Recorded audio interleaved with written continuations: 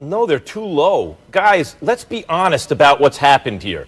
They beat the brakes off Miami, right? That's a good win. Beat the brakes off them. And then against Notre Dame, without their quarterback, we know things are different because of COVID, right?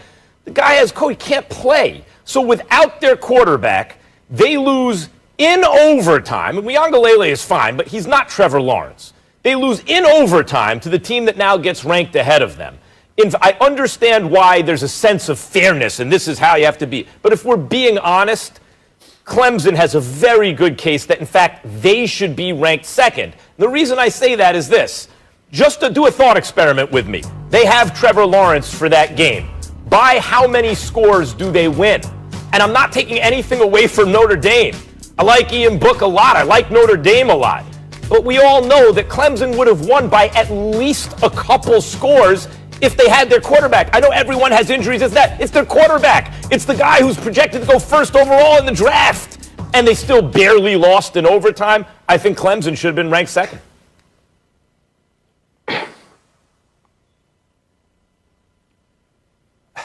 Yeah, what do you think? I apologize for not speaking because I am speechless. I've been sitting here trying to understand what you're saying, Max. I studied philosophy in college. I understand the theory behind syllogisms when you add things together to try to make a different numerical outcome.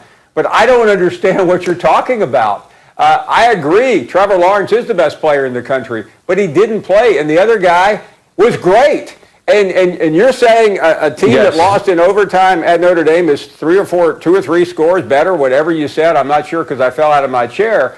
I think Clemson is in a fine spot. I mean, they can move up, they can move down. But here's the deal. In college football, they get to play again. They will play Notre Dame in 3 or 4 weeks. Yep.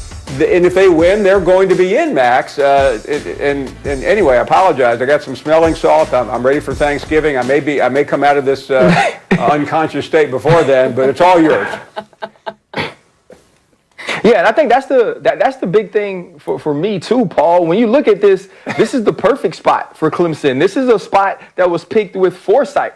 This is a spot that says, you know what, Notre Dame and Clemson will play again, and that way the winner we can keep in the top 4. And when you look at DJ Uiagalelei, like, this dude can flat out go.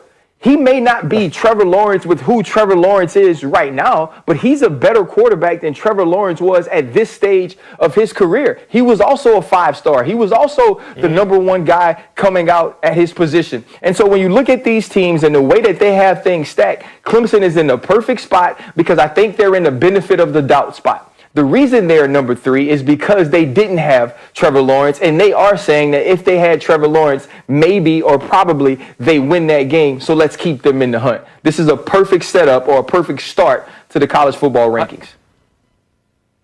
I understand the wisdom of doing it this way, and you avoid Paul Finebaum falling out of his chair. I get that. But if you go on the road, with your backup quarterback and lose in overtime, and that's your only loss, and you have a dominant victory also over a top 10 team, another top 10 team, like, I'm just going to ask you right now. Max, you gave up 40 points, based on the evidence so far, who's better, Clemson or Notre Dame? Max, you gave up 40 points, who's better, Notre Dame, though? Yeah, I mean, Max, I know you're busy doing whatever you do up in New York, but Clemson barely beat Boston College. They were way down in that game. I mean, they did not look great, and I just don't think you can, come back. Yep. Because you feel like it, say that Notre Dame, that Clemson's better than Notre Dame. The one thing I do like about Clemson, and we briefly talked about this yesterday, Max, Dabo Swinney, somehow, some way, in spite of the fact that they played for the national championships 5 out of the last 6 years and have won 2 of them, has come up with this idea that they are the most disrespected team in America. He's got the chip back on Clemson's shoulders by what happened Saturday in Tallahassee. So, I mean, I do think that is a tremendous advantage for that program, and I give him all the credit in the world for making something out of nothing, even though he was right about wanting to play that game. So I think for the most part, Clemson does have a lot to overcome, and I think they will beat Notre Dame. I'm not even sure Notre Dame's going to get out of Chapel Hill Friday. So you may be right about Clemson playing for the national championship again, but you couldn't be more wrong about saying that they would have beaten Notre Dame by 2 or 3 or 4 or 5 or 6 or 100 touchdowns. I can't remember what you said a minute ago, because that's just blatantly ridiculous. I said by at least a couple of scores. I said by at least a couple of scores. Yeah. Here's the bottom line: the Boston College point is a good one.